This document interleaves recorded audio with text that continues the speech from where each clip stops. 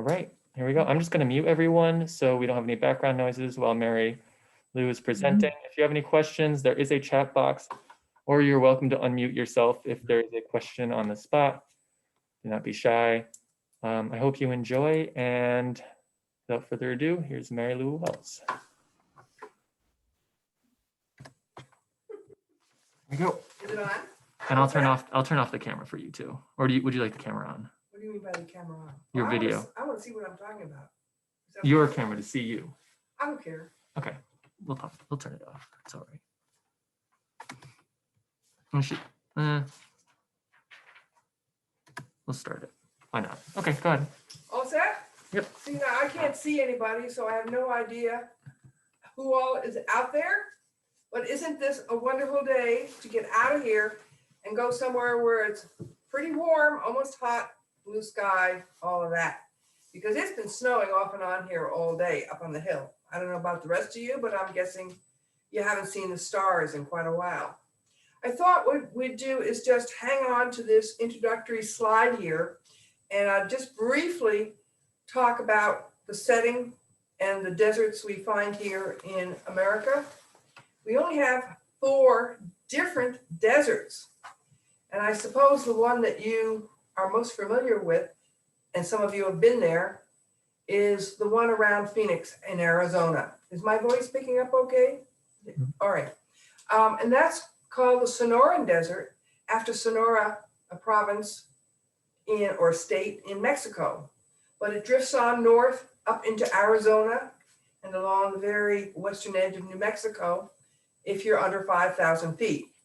And of course, you know, that's where the Sahara cactus grows, sort of like the signature plant of the Sonoran Desert. Then there's the one that I can't pronounce. That's sort of like a Chihuahua dog. And it too is mostly in Mexico, but slides on up into New Mexico and the western part of Texas, west of the Pecos River in West Texas. And they are known for their agave plants. Then you have the one most Americans don't think much about, the Great Basin Desert, which is mostly covered with sage. And you'd have to go up into Utah and Nevada. It's a cooler desert, has snowy winters. And finally, the one we're going to be visiting, the smallest of the North American deserts, the Mojave, in basically Southern California. And it has a subdivision, which is where we're going to be, known as the California Desert. And it lies along the Colorado River, which is the border between California and Arizona, down in the southern part of the state. So that was the basic deserts that we have in our country. Now, where am I going here with my notes? 1, 2, where's 2? Here we go.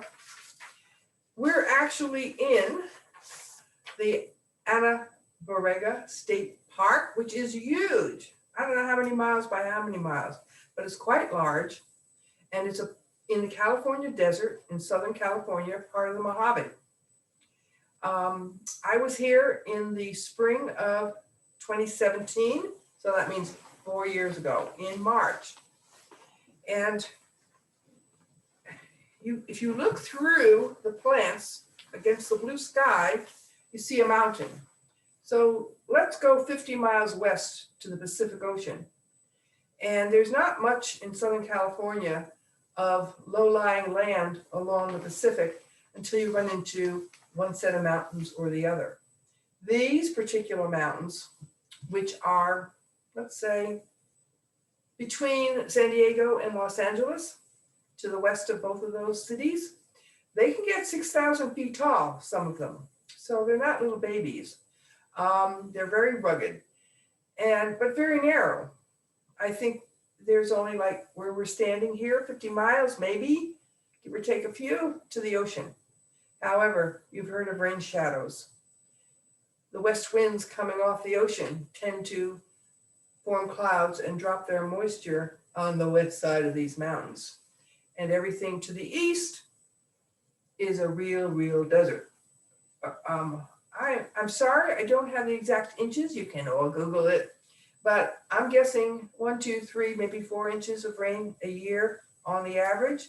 And those rains all come in the winter. Let's say November through February.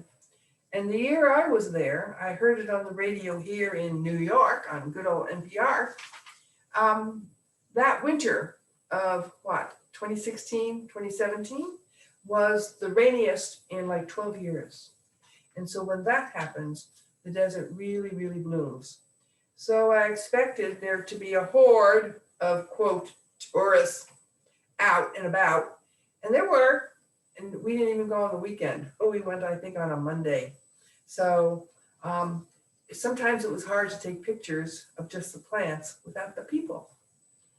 So let's see, what else? There were a few more things I wanted to mention about the rain shadow. Talked about that. The park begins, the western boundary, you're at 800 feet above sea level. And the parkland slopes gradually to the east until you hit the Colorado River. But at the end of the park, it's 70 feet below sea level. And a few more miles and you hit the Salton Sea, which is in essentially a geologic sink, which means the ground has fallen away down and is underneath the level of the ocean. So it's similar to the Dead Sea in Palestine, if you want to think of a comparison. So I thought that was really interesting. And also the park, well, let's back up for a second. Think of those mountains. They're especially on the east side, they're pretty barren. Those 6,000-foot mountains don't have a lot of plants growing on them. They're dry and they're very rocky. And so when you have a dry, rocky climate over the tens of thousands of years, the rock does crumble eventually. You have boulders, and then you have rocks, and then you have pebbles, and then you have sand. And it all either floats downhill by gravity or is washed down in the winter rains. And eventually the mountains in a dry climate wind up with I call it a skirt of debris around their base. And the longer this has been going on, the higher the skirt goes up the mountain. I suppose eventually it would cover the mountain. But in this case, it's maybe the lower 1,000 feet of the 6 that has this sloping debris, which we call a lovely Spanish name, Bajada, B-A-J-A-D-A. The J's are pronounced with an H, also known as a talus slope. So not only do they not get a lot of rain, but it all drains through the talus, doesn't stick around. So I was there, as I said, 4 years ago in March, and the slides we're going to see here, and of course, in a minute, Jeremy's going to have to come back to press the right button. He's off on the phone trying to get you got somebody? No, not yet. Okay, we can move to the first slide. I'm almost ready to go. Okay. The slides you're going to see come in 2 parts. The first, we wandered around, my daughter and I, Kathy, in the park itself. And so sometimes it was hard to get a picture because there were so many people. The last half of the slideshow, Kathy wanted to stop at a bookstore in a small town known as Borrego Springs, which because the spring at the foot of the mountains provided enough water for a village to grow over the last, I don't know, 100 or so years. I'm guessing there, I'm not sure how old it is. But it turned out in the back of this bookstore, someone at some point had planted what I called a botanical garden. So I took pictures of other plants that I hadn't seen out in the real desert that somebody had arranged and planted. And because some of them look so good, I'm guessing they probably snuck water on them sometime in the summer to keep them looking perkier than they would if they were in the desert. So what do we see here? Do we have, can they read the labels? Or that green thing in the way of the label? Oh yeah, they can see that. They can see that? Okay. So I'm sure you've all heard of barrel cactus, cacti. What's the plural, Mary? Or Terry, if you're listening. I just thought of this when I was going over my notes earlier today. If you're a Boy Scout up in the Northwoods and you get lost, what do they tell you to do? Everybody know? Right, the moss grows on the north side of the tree, so you know you have a compass. Well, if you get lost in the desert, which would probably be stupider to do because you won't survive as long in the desert as you would in the North Woods, the barrel cactus all grow slanting to the south, just like a compass. So you can see this one is slightly sloping towards my camera. Barrel cactus have different colored flowers. Yellow, I think some have red. All the ones I saw that day were yellow flowered. And the next slide, Jeremy, is a close-up of the flowers. So that's another thing I noticed. In this particular desert, at this time of year, almost all the flowers were yellow. I saw a few blue and a few white, and one pinkish one, but the majority are yellow. Okay, we can move on. This is, once again, in the yellow range. Why don't we take a look at this for a minute? And then, Jeremy, if you press the button, they can see a close-up of the flower. Okay, it's called a claret cup cactus because the orangey yellow with yellow stamens flower really does, especially when it's not quite fully open, looks like a nice cup that you could drink your wine out of. Okay, next one. And I'll take a while on this one, Jeremy, so you can do what you gotta do. Okay, here we're looking west. You can see the mountains there. You see the park starts right at the foot of the mountains. Lots of times in the west, if you drive up to the Rocky Mountains in Colorado, it's the same thing. It's a very gently rising, gently rolling landscape, and all of a sudden, bang, there are the mountains. They go straight up practically. And it's the same here. You have a relatively gently rolling, sandy, gravelly slope, but then all of a sudden there you are, and the mountains go pretty much straight up, it seems like. Well, this is that wonderful thing called an ocotillo, and it's not really a cactus, although most people would think it is. It's not in the same family, and it has these beautiful, most reds, once again, that I've seen in the desert down in the southwest are a scarlet red, that touch of orange. Now these guys can grow 10, 12, 15 feet high if they get old enough. And they're usually they bloom in March. However, just a side note here on the weather in the southwest, one of the reasons the Sonoran Desert was given the name, especially by English explorers when they first discovered it a couple hundred years ago, was the cactus forest they call the Sonoran Desert, of which the ocotillo is a part, because there were so many plants growing in it.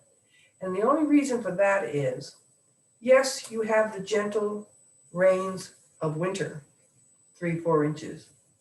But then come July, August, early September, you have what are called the monsoon rains, which are what we would call thunderstorms, cloudbursts. And they're localized. And when it pours, it pours. I've driven through 1 or 2 of those on my August journeys. And if you have a good downpour in a certain particular area, then certain plants like the ocotillo and the Joshua tree further to the north can bloom a second time in August. So this one was doing its thing in March. And I'm going to divert here because I have a great story to tell about one of my trips west, driving by myself, and it was in March. And previously, I had gone in August between strawberries and the rest of the garden being harvested. But this time I went in March over spring break. And I was determined to drive through this park on my way to San Diego. So even if I didn't stop, I could drive by and see all the wildflowers in bloom from the roadside. Well, of course, that's hard to do. You know, you have to sort of stop every now and again. And I got there on a Saturday morning at around 10 o'clock. And I had pulled over to observe whatever it was. But what happened was, boom, boom, boom, boom, boom, boom, boom, and these 3 great big Harleys pulled up with 3 great big guys in black leather and chains and beards and whatnot. and 2 little kids on the back of 2 of the motorcycles. And I thought, oh, must be Dad's turn to babysit Saturday morning. And they hopped off, and the guy in front had no kid, but he had a big tripod and a fancy camera, and he headed off the side of the road down into a wash, hiked up the wash, hollered over his shoulder at the 2 guys behind him with the kids. Come on, you guys. I was here 3 days ago and the Ocotillo was just about to bloom. It'll be perfect for pictures this morning. And I thought, yeah, even the Devil's Angels, is that what they were called? Even they like to go out into the desert and take pictures of flowers. So anyway, whenever I see an Ocotillo like that, I think of the guys and their kids and Mom having a few hours off. Now, Jeremy's on the phone, so I'm gonna, Jeremy, show me what to press and then I can do it. I forgot, what do I touch to make it jump? That one right there, okay.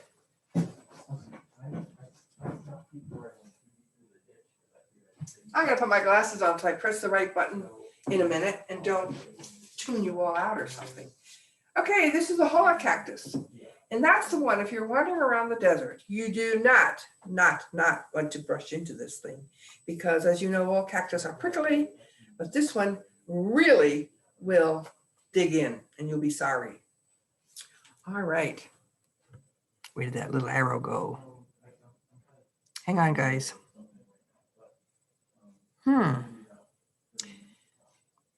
Jeremy, I'm sorry, where did that arrow go? Oh, that one, okay. Now, when I got home, and Terry, if you're listening, I cannot remember if you helped me put this PowerPoint together or if it was Rima down at the library. So Terry, speak up later on when we unmute y'all and tell me if you did it for me or if it was Rima at the library. Anyway, when we were all done, I have 3 books on various deserts in the Southwest and their plants. And most of these things I was able to identify and some I just couldn't. So this is one of the ones I couldn't. I'm pretty sure it's one of these 3 things. A yellow, low growing shrub. And think about it. Most of them are low growing. Why? Well, these flowers are, now yes, there are some trees, we'll see 1 or 2. There are some shrubs, which I don't think I got a picture of any of those. But all of these flowers you see are annuals, which means in a short 6 to 8 at the most week period, they need to germinate, grow stems, grow leaves, grow flowers, make seeds, so that their existence can go on in the next generation. Which, by the way, means the seeds are really smart when you think about it.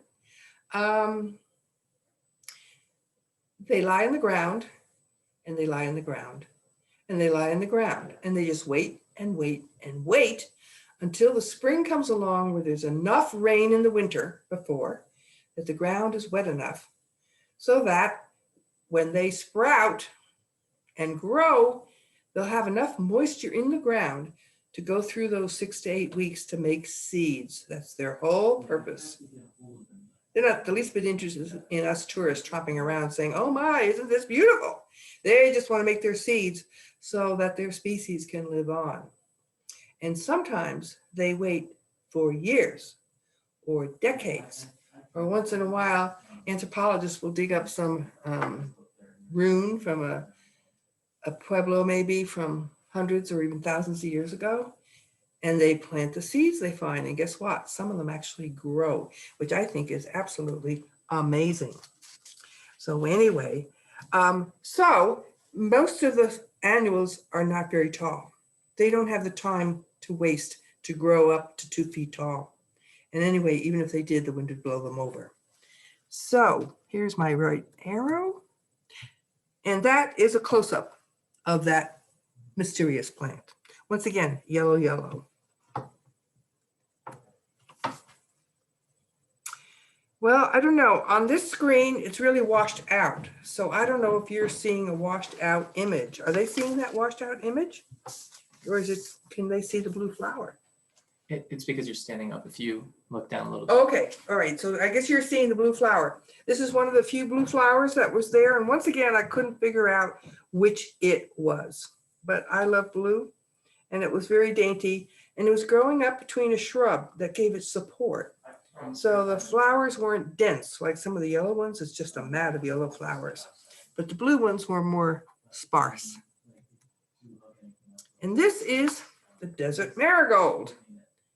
And a close-up. Looks sort of like our marigolds. And once again, that all-pervasive yellow color.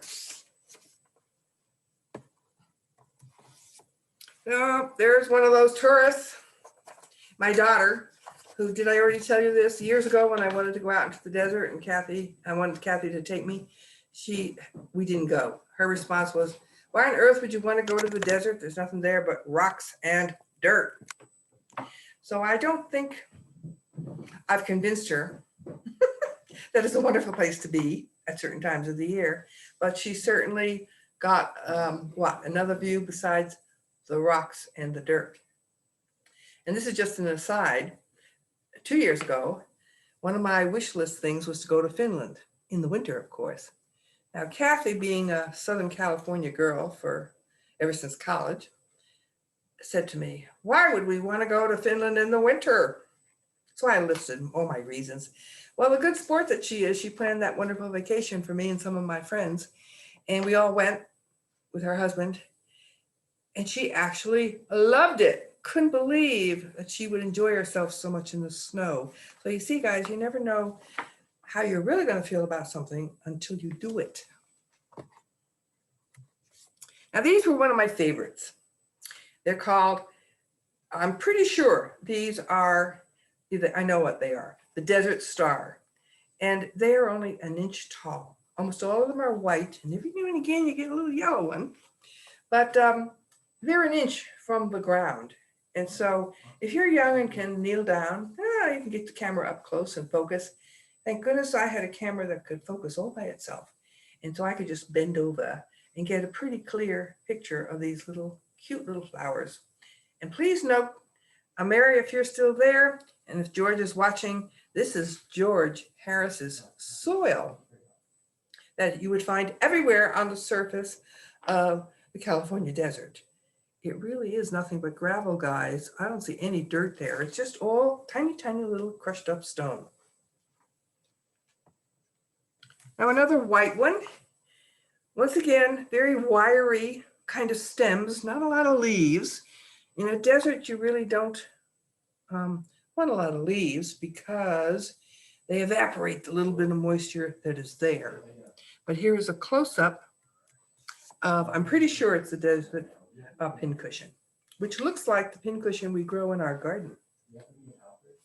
And then I believe the next one is the last in the park of a beaver tail cactus. And me, there's my shadow with the camera. I think it was such that with the boulder behind it and the other cactus to the side, and there was a sign, I guess, what, or something here. The only angle I could get a picture of that beautiful flower was with the sun behind me there at an angle. All right, so those were all taken in the park, Anza-Borrego, and then in the town, little town, really a touristy town of Borrego Springs, in what I call the planted botanical garden in the backyard of the bookstore. One of the first plants I spotted was the agave plant, which does not, I don't believe, normally grow in the California desert, part of the Mojave Desert. It's much more common over in that Chihuahua desert in New Mexico and West Texas. But I'm thinking very few people are purists. And so when whoever started this garden, it was like, oh, whatever cactus we can get that'll grow. Well, that's not a cactus, but a desert plant that'll grow, let's plant it, even though it's not indigenous, or endemic to this area. So that's why I think they water them, because that was a pretty nice looking agave plant. Now, this one, I have a great story to tell. Did you find somebody? Yeah, I asked Dave Oh, good. Who was it? Chamberlain, Dave Chamberlain. Oh, Dave is coming. Good. Dave, is he listening? He's obviously No. not listening. Dave's coming to pull the car out of the ditch. Good. Okay. I have a great story about this one. I love this. This is a campanula or a bellflower. I'll back up now if you want to sit down or you want to go in the other room. You're fine. I can go in the other room. Yeah. Okay. Just so you can stand where you are. I'm just gonna make it so you could. Okay. Good deal. Okay, I want to stay, away. And this will grow here. I got seeds when I was in San Diego once years ago, and certain ones that I thought I could grow here, even though it's not the desert. This grows throughout the Southern Rocky Mountains, but you can grow it here. Although our summers are, okay, two things. You can create a deserty, rocky, well-drained soil, but you can't change the humidity outside. And some plants, they need a dry air as well as dry feet. So anyway, I got these and I started them indoors and I put them out around middle of May towards the last frost. And I put them in the edge of my garden soil, which as you know is a very good rich soil. Well, they grew about 8 inches high and had maybe 12 little flowers on them. And by the 4th of July, they were dead. I did this for quite a few years, assuming that was their natural life cycle. Then one year, and maybe we'll see this sometime, we all went to Joshua Tree, which is further north and higher in elevation, to see the Joshua trees. And we walked in the wash, which was mostly 6 inches of very fine pinky gold granite that had crumbled up over the eons. And there were all sorts of cacti and wildflowers growing in the wash. And there was my Rocky Mountain bluebell. And it stood 3 feet high and had, I don't know, 100 blossoms on it. And it was growing in 6 inches of nothing but gravel and probably rock under that gravel. And I had an illumination, an aha moment, or eureka in the bathtub. So next year, I planted it in my rock garden, which is nothing but gravel, basically. So a very poor sandy soil, the top few inches. And it grew 18 inches high and had like 40 blossoms on it and pretty much lingered into August. So the moral of the story is sometimes you can kill a plant by loving it, assuming, oh, it grew in the desert. If I plant it in my beautiful garden soil, it'll do even better. Well, no, it evolved to grow in gravel and good drainage, not in your good garden soil. So anyway, that's the tale of the Rocky Mountain bluebell. Now this one I love, and I love the name of it, the fairy duster. And it does look like a duster.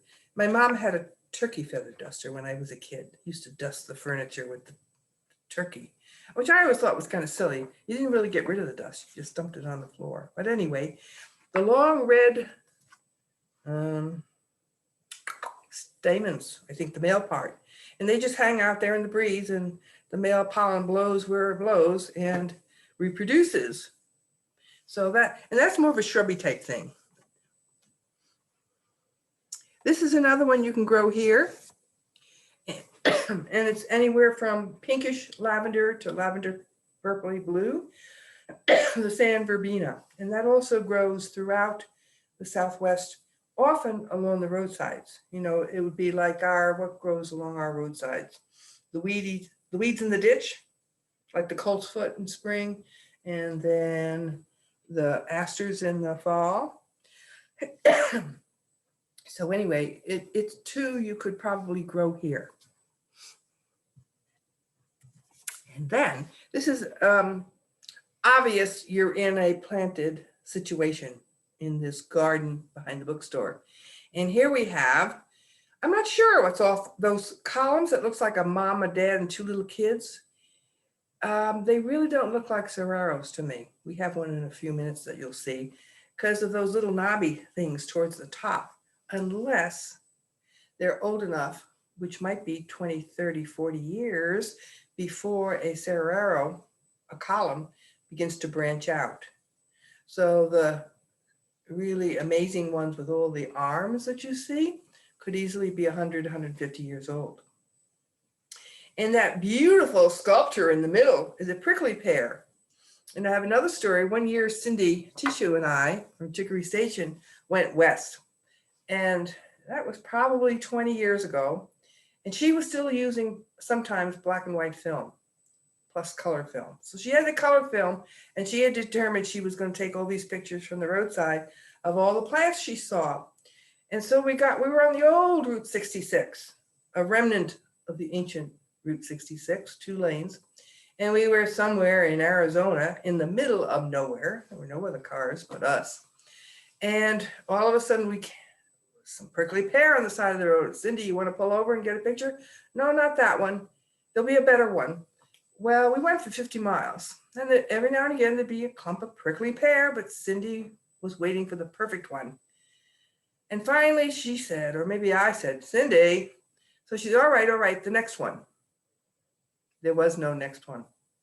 We had driven through prickly pear country, and Cindy did not get a picture.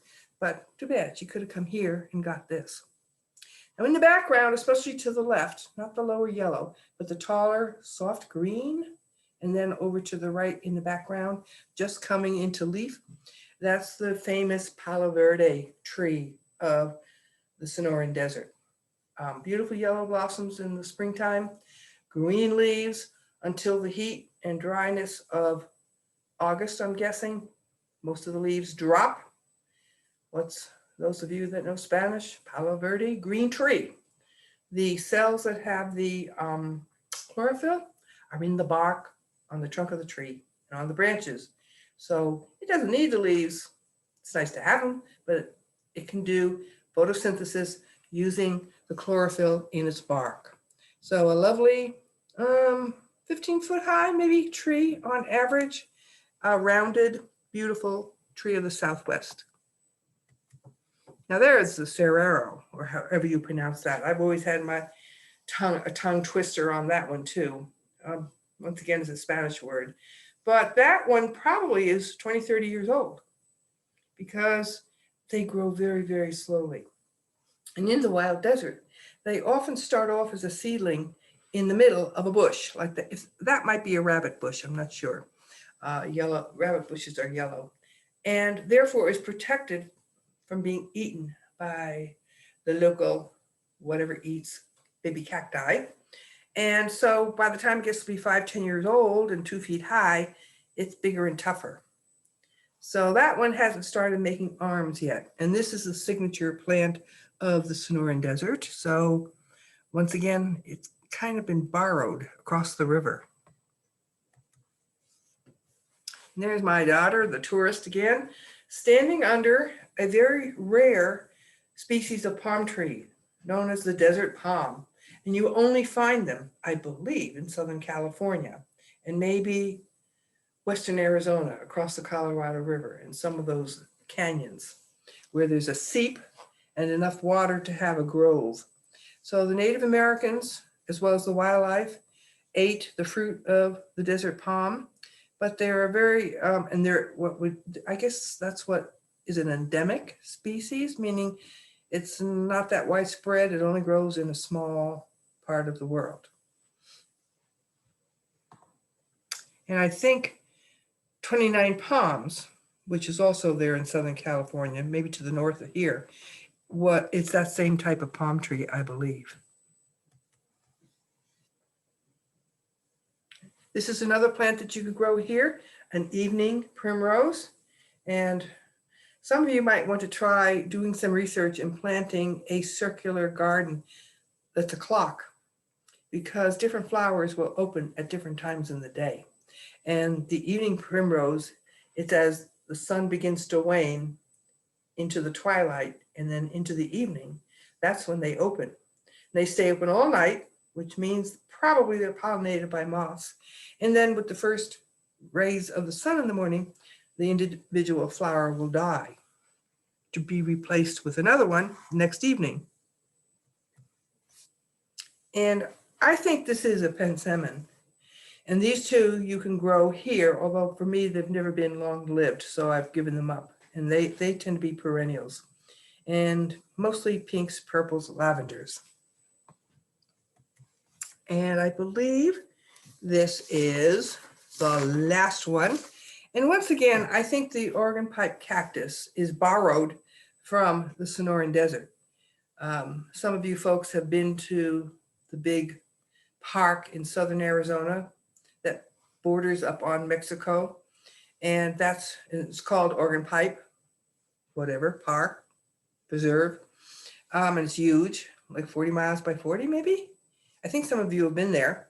And it looks like a pre-COVID group of saguaro cactus, but it's not. It's all one. It has many upright stems, and it was given the name Oregon pipe cactus. So that's the last of my slideshow. Jeremy, can you come do whatever so people can either talk if they want or whatever, and I'll back away. Hi, sweetie, what you doing? Oh, no. Oh, here we are. If you would like to unmute yourself, you're more than welcome to. I unfortunately had stepped away and there's a couple people in the waiting room here, but we're going to Oh dear.